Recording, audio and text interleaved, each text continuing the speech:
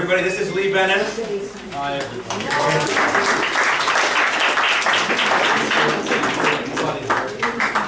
Yeah, you want to sit? Okay. I'm sorry.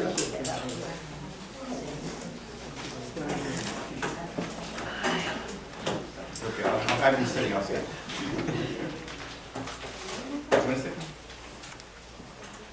So, you saw a run-through of this some time ago, but this is the first time we've actually seen the production.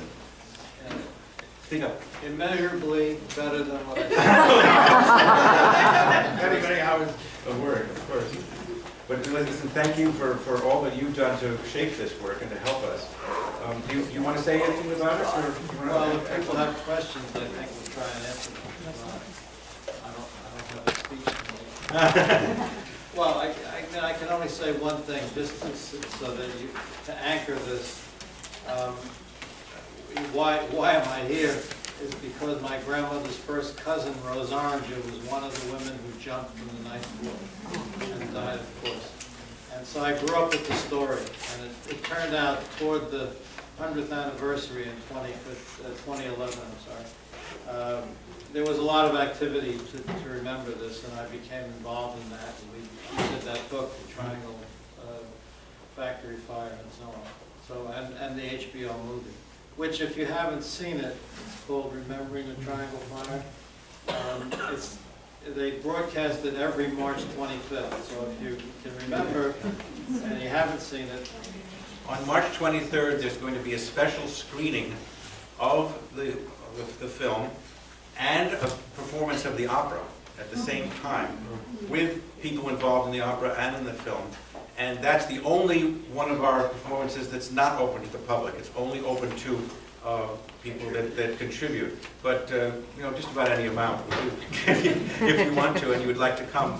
It's only by invitation only, but we'll be glad to tell you the secret location if you help us make up the debt. We have enough money. We've raised enough money to pay for that performance and these two performances that we did here in New Jersey.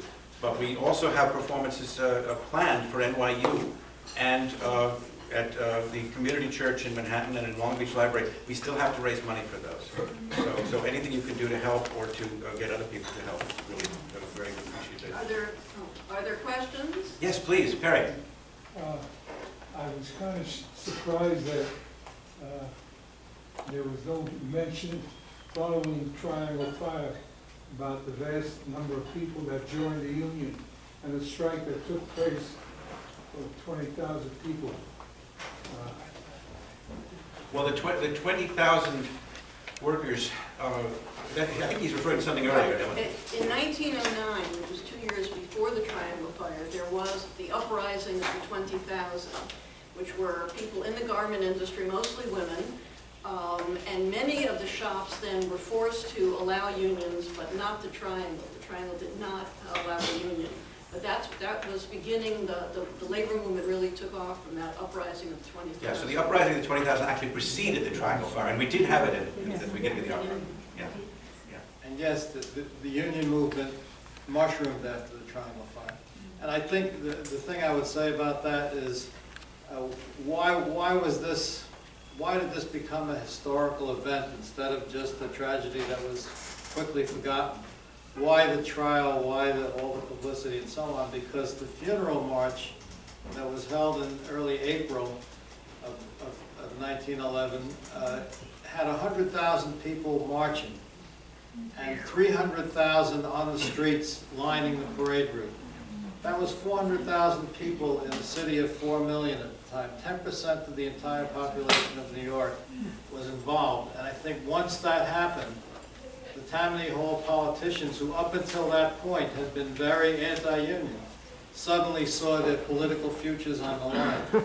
So not only did the union grow, but the political landscape changed instantly because of the way the garment workers, mainly from the Lower East Side, but also from East Harlem and other parts of the city, came out. They came out because they weren't going to let these deaths pass unnoticed and unprotested. So yes, it changed the history, but it didn't just change because of some kindness in the heart of a politician, though there was some kindness.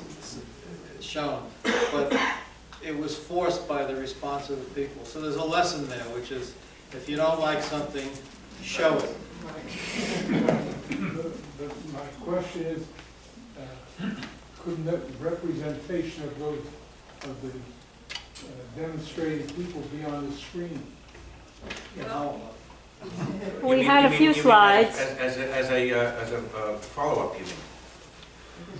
Well, actually, it's an idea. I mean, we thought about that, but basically, we took the story from the morgue through the trial, with a flashback in the middle of the trial, to the fire itself.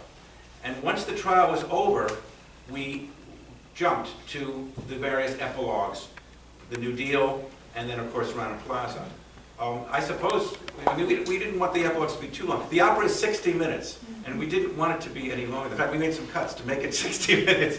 And just to bring it up to the present, this morning, there was a factory fire and there was a factory collapse and explosion in Dhaka, Bangladesh. Again? Where 23 workers died, and they couldn't say when was the last time the boiler had been inspected. So it continues. Yeah.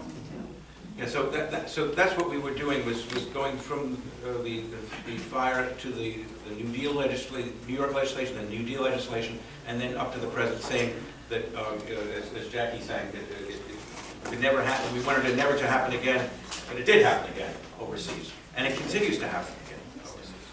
But that's where the garment industry is these days, right? yes. Any other questions about either the opera or this screening? You just say. Yes.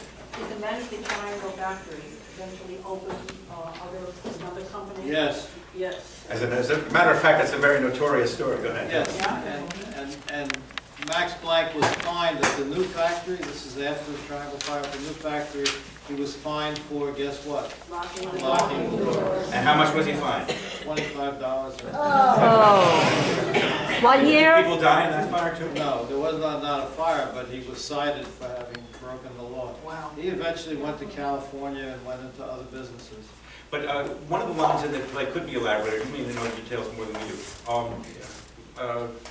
Max Planck and Harris made a killing, or not a killing, but a pile on the insurance claim. They made more money from the insurance. Each of the families who lost a family member got $75 from the insurance, and Blank and Harris made much more money from the insurance How company. much was it, about 225? I don't remember the figure now, but It says 400 per victim. 400? Yeah. In your notes, Yeah, yes. 400 for each victim, and they only had to pay out 75. Yeah, so the big business made money. These factories in Bangladesh and such places, are they unionized? Do they have any kind of goodwill towards their workers? Do they do anything? The chorus said it all in the last one. We have no rights. As a result of the collapse in April 2013 in Bangladesh, there have been some labor laws passed.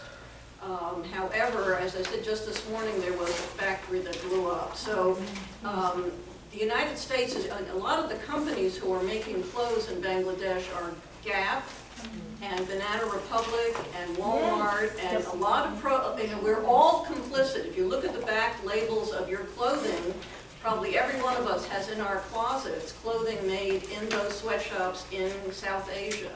And the United States is now beginning to pressure those factories to begin to at least change safety standards.